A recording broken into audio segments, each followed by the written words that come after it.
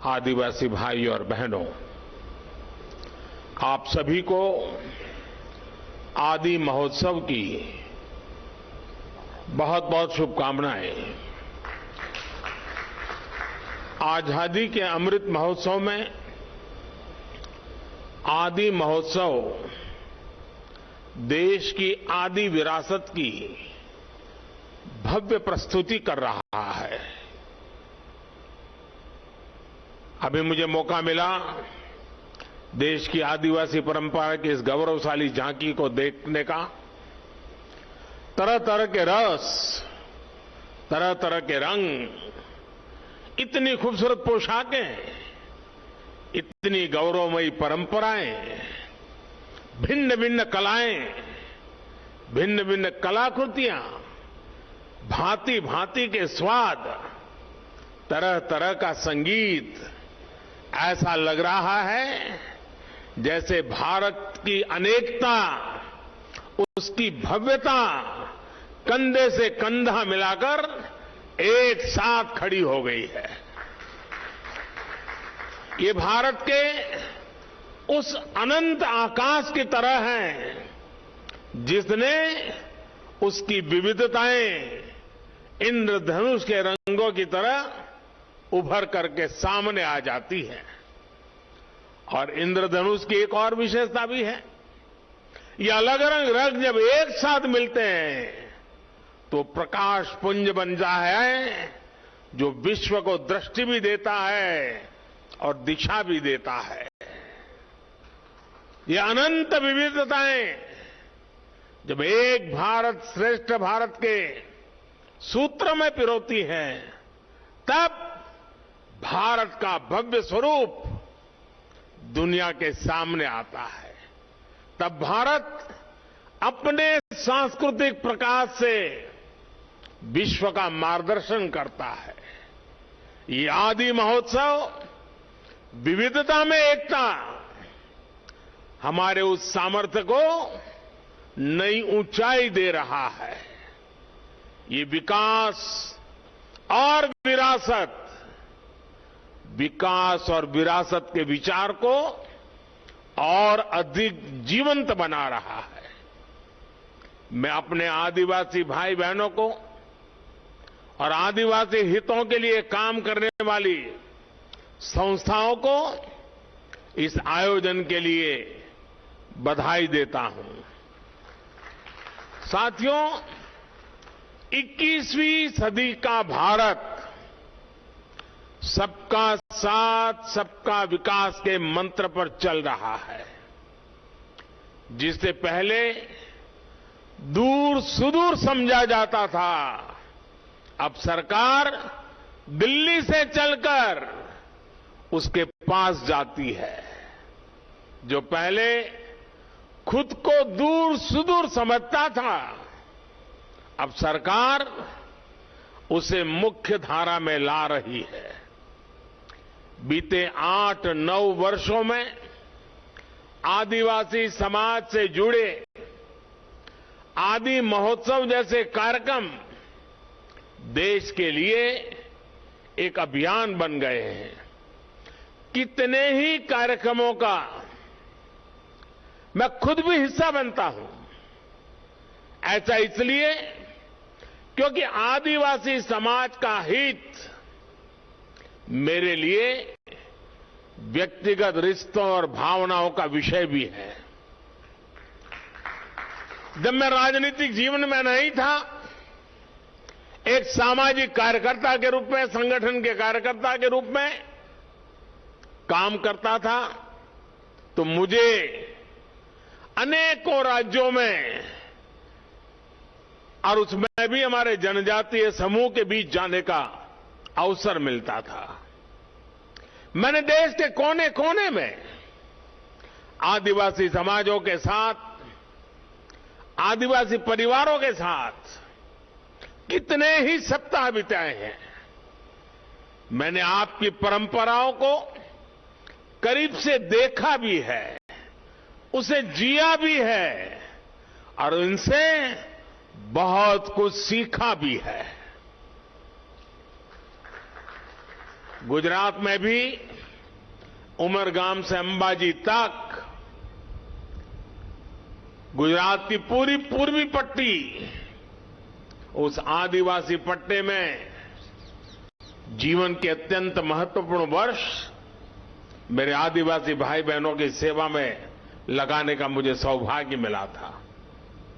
आदिवासियों की जीवन शैली ने मुझे देश के बारे में, हमारी परंपराओं के बारे में, हमारी विरासत के बारे में बहुत कुछ सिखाया है। इसलिए जब मैं आपके बीच आता हूं तो एक अलग ही तरह का अपनत्व मुझे फील होता है। आपके बीच अपनों से जुड़ने का एहसास होता है। साथियों, आदिवासी समाज को लेकर आज देश जिस गौरव के साथ आगे बढ़ रहा है, वैसा पहले कभी नहीं हुआ है। मैं जब विदेशी राष्ट्राध्यक्षों से मिलता हूं और उन्हें उपहार देता हूं, तो मेरी कोशिश होती है कि उसमें कुछ न कुछ तो मेरे आदिवासी भाई बहनों द्वारा बनाए गए कुछ न कुछ उपहार होने चाहिए। आज भारत पूरी दुनिया के बड़े बड़े मंचों पर जाता है तो आदिवासी परंपरा को अपनी विरासत और गौरव के रूप में प्रस्तुत करता है। आज भारत विश्व को यह बताता है कि क्लाइमेट चेंज, ग्लोबल वार्मिंग, ऐसे जो ग्लोबल चैलेंजेस है ना, अगर उसका समाधान आपको चाहिए, आइए मेरे आदिवासी परंपराओं की जीवन शैली देख लीजिए, आपको रास्ता मिल जाएगा। आज जब सस्टेनेबल डेवलपमेंट की बात होती है तो हम गर्व से कह सकते हैं कि दुनिया को हमारे आदिवासी समाज से बहुत कुछ सीखने की जरूरत है। हम कैसे पेड़ों से, जंगलों से, नदियों से, पहाड़ों से हमारी पीढ़ियों का रिश्ता जोड़ सकते हैं। हम कैसे प्रकृति से संसाधन लेकर भी उसे संरक्षित करते हैं, उसका संवर्धन करते हैं। इसकी प्रेरणा हमारे आदिवासी भाई बहन हमें लगातार देते रहते हैं। और यही बात आज भारत पूरे विश्व को बता रहा है। साथियों, आज भारत के पारंपरिक और खासकर जनजातीय समाज द्वारा बनाए जाने वाले प्रोडक्ट्स की डिमांड लगातार बढ़ रही है। आज पूर्वोत्तर के प्रोडक्ट्स विदेशों तक में एक्सपोर्ट हो रहे हैं। आज बैम्बू से बने उत्पादों की लोकप्रियता में तेजी से वृद्धि हो रही है। आपको याद होगा, पहले की सरकार के समय बैम्बू को काटने और उसके इस्तेमाल पर कानूनी प्रतिबंध लगे हुए थे। हम बैम्बू को घास की कैटेगरी में ले आए और उस पर सारे जो प्रतिबंध लगे थे उसको हमने हटा दिया। इससे बैम्बू प्रोडक्ट्स अब एक बड़ी इंडस्ट्री का हिस्सा बन रहे हैं। ट्राइबल प्रोडक्ट्स ज्यादा से ज्यादा बाजार तक आए, इनकी पहचान बढ़े, इनकी डिमांड बढ़े। सरकार इस दिशा में लगातार काम कर रही है।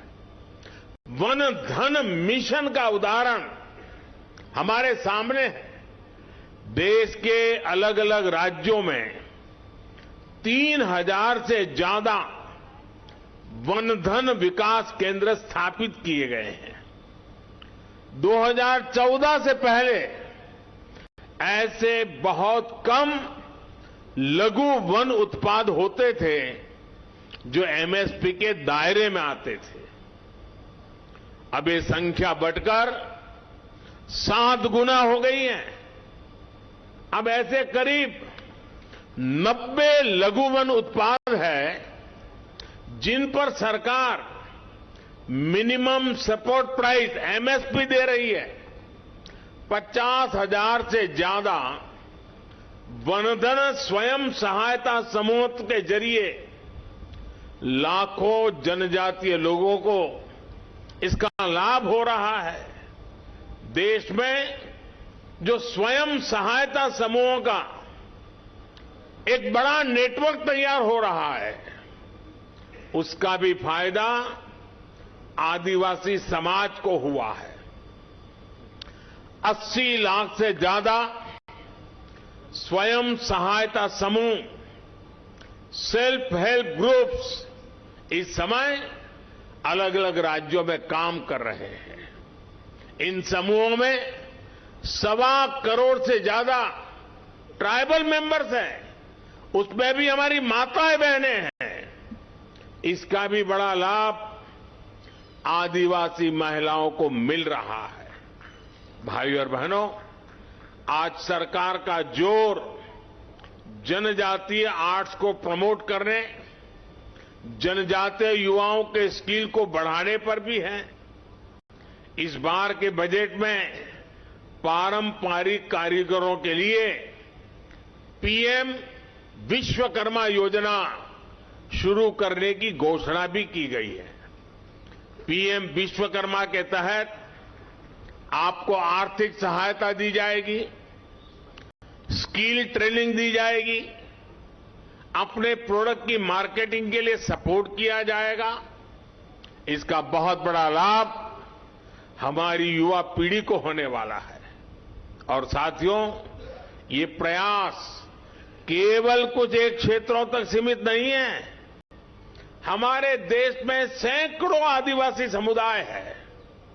उनकी कितनी ही परंपराएं और हुनर ऐसे हैं जिनमें असीम संभावनाएं छिपी है। इसलिए देश में नए जनजातीय शोध संस्थान भी खोले जा रहे हैं। इन प्रयासों से ट्राइबल युवाओं के लिए अपने ही क्षेत्रों में नए अवसर बन रहे हैं। साथियों, जब मैं 20 साल पहले गुजरात का मुख्यमंत्री बना था, तो मैंने वहां एक बात नोट की थी। वहां आदिवासी बेल्ट में जो भी स्कूल थे, इतना बड़ा आदिवासी समुदाय था, लेकिन पिछली सरकारों को आदिवासी क्षेत्रों में साइंस स्ट्रीम की स्कूलें बनाने में प्राथमिकता नहीं थी। अब सोचिए, जब आदिवासी बच्चा साइंस ही नहीं पढ़ेगा तो डॉक्टर इंजीनियर कैसे बनता? इस चुनौती का There you heard the Prime Minister at the Adi Mahotsav hailing the travel traditions of India.